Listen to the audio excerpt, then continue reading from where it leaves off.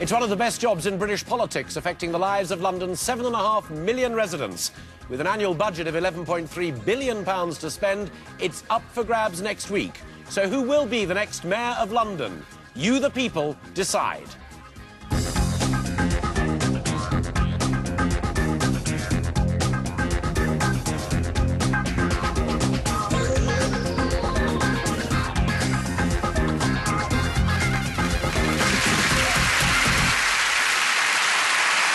Last week, on Boris's key policy of replacing bendies by Routemasters, he said it would cost £8 million on Monday.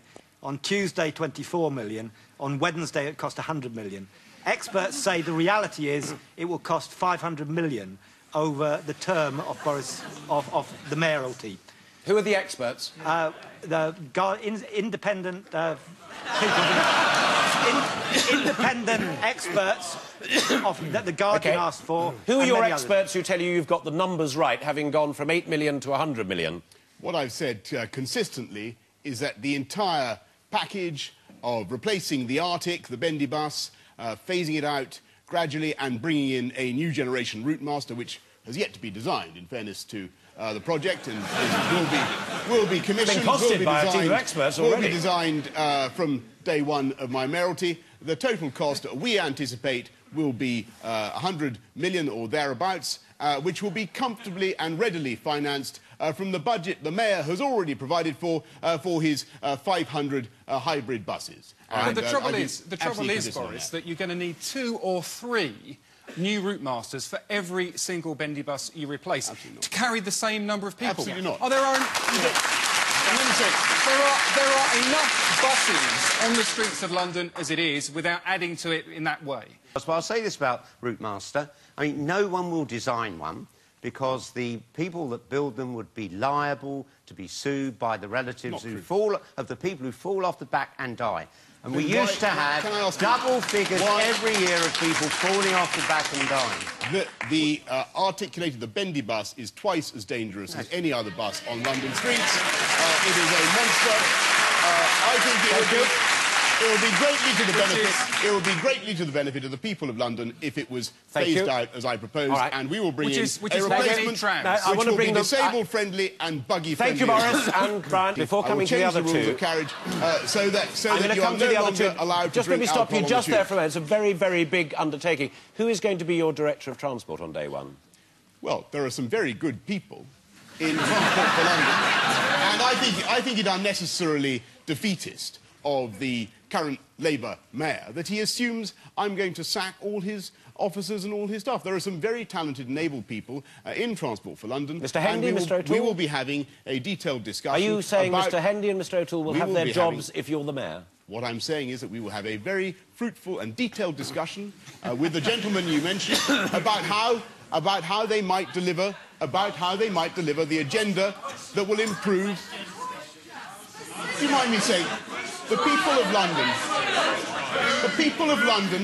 of London have yet to vote on this question. I think it would be thoroughly impertinent of me now to tell you and to tell people waiting in City Hall before I have not even been in, and forgive me for making this point vehemently, I have not even been in to City Hall either to interview Peter Hendy or Tim O'Toole or to discover whether they want to fulfil. We've heard their reaction, and I've got your answer loud and clear. She said there was scarcely a teenager in her patch who hadn't been mugged. What we need to do is not only chair the MPA and reset police priorities, and I think it's incredible, for instance, that in Camden, where they have 800 police officers, there are currently only 80. So what are you going to do about that? And do you have a specific target for crime reduction? Do you have a target, Boris?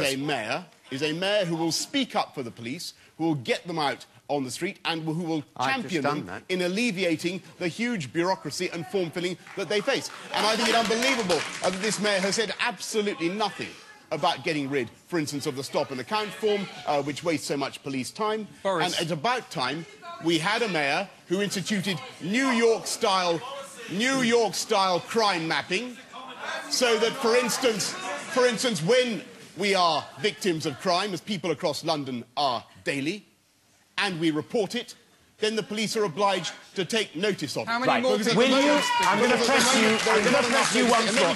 You don't. No, I'm going to press. I'm chairing the debate, Boris, with respect.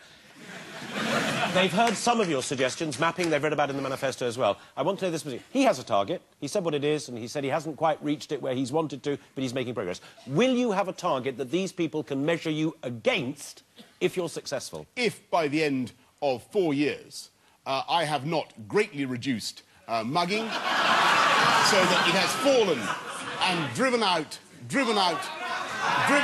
crime on buses, I would like an 100% reduction in crime on buses. Of course I would. And I told you how I'm going to do it. I'm going to have more transport police on... But would you let me finish? I'm going to have more transport police on the buses. Yeah, no, we know the methodology. No target. No target. Greatly reduced at as much as 100%. There is absolutely no point in having a target unless you're going to give the police the means and the resources to do it. Yes, the question to Boris. 2 weeks ago, you did apologise in the Evening Standards about the claim that black people have a lower IQ. This, together with your whole attitude towards the Stephen Lawrence inquiry. Listen, I'm coming to the question. Do you consider yourself a suitable person to preside over such a diverse city where it is in everyone's interest that community relations continue to improve than aggravated? Thank you, sir. Can I just... I really think whatever record this programme has should reflect the fact that whatever you've just said about my assertion is completely fictitious. And no, it is true. I never said anything of the kind. I don't know how you came to be in this studio making this thing up, but it is absolutely untrue. No, I never said anything of the kind. You never said it, but while you were publishing The Spectator, Tacky, one of your columnists, said two things. Black people had smaller brains. Absolutely. And Caribbeans were breeding like flies. And you shouldn't employ a columnist that writes and that. And you were editor at the time. Absolutely, You were in charge, Boris.